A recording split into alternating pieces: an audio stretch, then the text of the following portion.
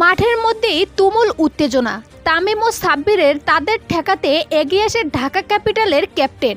তবে কী কারণে এমন উত্তেজনা, তামিমের সাথে কি কথা হয়েছিল, সেই বিষয়ে লাইভে মুখ খুললেন সাব্বির রহমান। শাকিব খানের ঢাকা ক্যাপিটাল দলের সাথে খেলা ছিল ফরচুন বরিশালের। সবকিছু ঠিকঠাক চলছিল, কিন্তু হঠাৎ তামিমকে শোনা যায় সাব্বির রহমানকে উদ্দেশ্য করে কিছু কথা বলতে, যা শুনে সাব্বির রহমানও আসছিলেন তামিমের দিকে তেড়ে। স্টামে থাকা মাইক্রোফোন থেকে শোনা যায় তামিম বলেন, বেশি লাগতে যেও না সাব্বির, বেশি লাগতে যেও না, একদম পিছন দিয়ে ভরে দিব।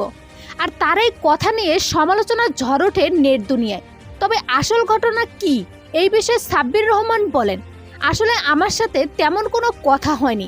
আমি বলটা ধরে থ্রো করলাম আর বললাম সাব্বাস, কিন্তু তখন শুনি তার মুখে এমন কথা। আসলে কি কারণে এমন কথা বলছেন আমি নিজেও সঠিক জানি না। উল্লেখ্য, এই বিষয়ে অনেকেই তামিমকে দোষ দিচ্ছেন। সো ভিউয়ার্স, এই বিষয়ে আপনার মতামত কি জানিয়ে দিন কমেন্ট করে।